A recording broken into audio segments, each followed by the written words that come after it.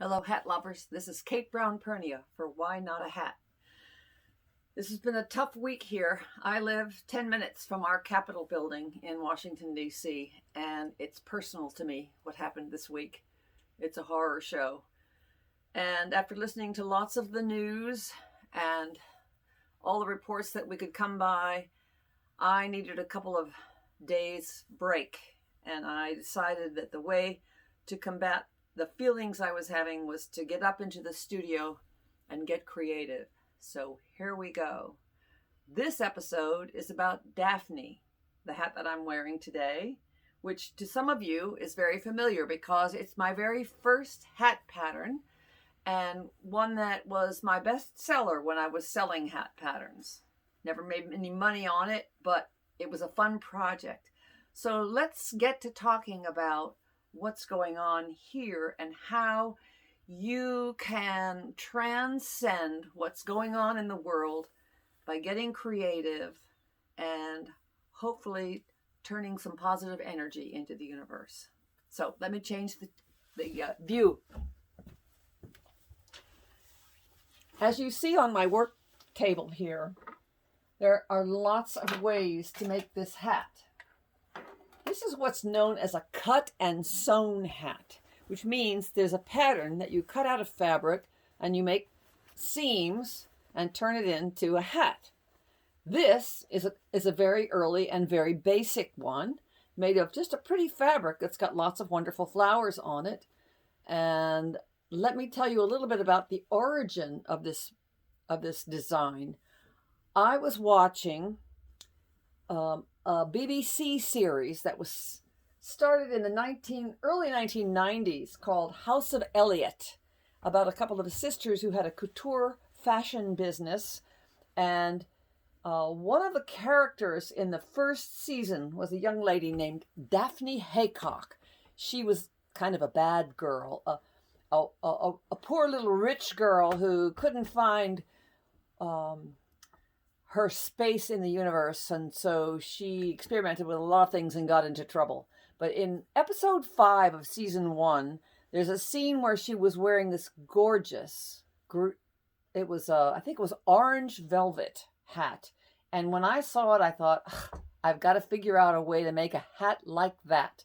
So that was the origin of my pattern line. That was the first pattern that I drafted, and this is what's happened. I wanted to show you first that there are lots of ways to make a single hat pattern. As I said, this is just basic, one fabric, but cut and sewn. This is another variation on the theme, a casual hat done with a little bit of collage, some ribbon work, some embroidery work, and some fabric here that ends up in the hat that I've got on here, which I'll show you later. This one is a plain fabric with a pretty little felt flower that I bought at a craft show pinned to it. But as you see, quite a different hat depending on the fabric that you choose. So you can take one pattern and go for a long time experimenting. This one is the same pattern, the same size. This hat pattern came in various sizes so that you could fit one to your head. This is an upholstery fabric that I thought was pretty, and then I added this ribbon rose. There's lots of videos out there on how to make these, and there's some wonderful books on ribbon flowers also. Now this one, I think I've shown you this one before. This is also a home deck fabric, but a summer home deck fabric made of fabric that you would make pillows for your deck or outside furniture.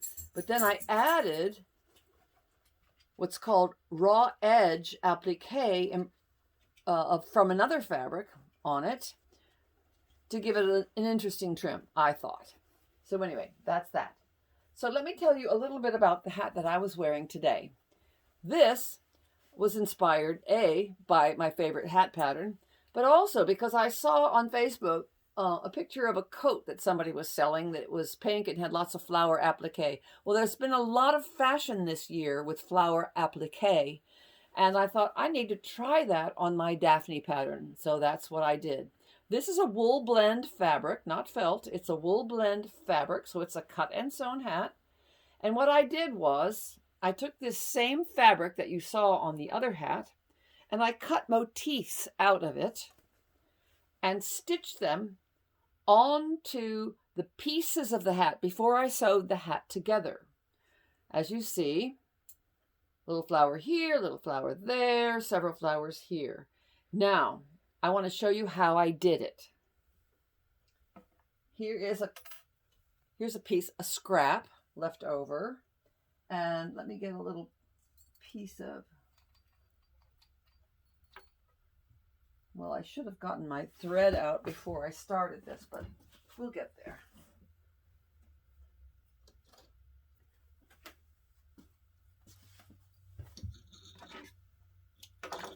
It's a pretty simple process. It's nothing fancy. I tried not to do applique for a long time because I didn't want to have to turn under all the edges to worry about the little threads from showing. And then I realized I didn't have to worry about that. Who cares? We're not throwing these hats in the washing machine after all. So here's what you do. You just take a needle and thread, knot your thread, and just take tiny little stitches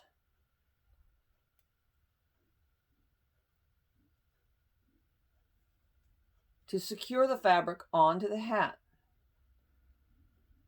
And that's exactly what I did for this hat. All the way around. And then you take your scissors and you trim until you get it the way you like it. I'm not going to go all the way around because it would be boring for you to watch. But you get the idea. Now, what I also did with this hat is I thought, you know, this is kind of a plain cotton fabric and it's got a dull finish. So I wanted a little shine to it. So I took a little scrap. Remember that green panne velvet that we used in an earlier video for another hat? So I took a little scrap of that and just carved out a little leaf. Just like this. Nothing fancy. The more free you are with this, the more fun it is. And instead of dealing with that little boring leaf, I just added it here, like this. Pinned it on. Let me trim it. And then I stitched it on with green thread, as you see. Now, then, after I had finished with my little applique on the pieces of the hat, I sewed the hat together. And when I was done, I was a little upset because I had 3 flowers here, and I had 2 flowers here, and a flower up here, but there wasn't much of a flow to the hat. So after the hat was all together, but before I put the lining inside, I decided to add another flower, sort of blending one set of flowers in with the next set of flowers to create what I would call flow in the design. So I stitched that on same way, and then in some of the flowers I added a little bit of French knot embroidery just to add to the texture, because I love texture in hats. So anyway, that's how Daphne became this little pink creation. And of course I added a little bit on the underside because I love to do that. So all I can say is, why not a hat?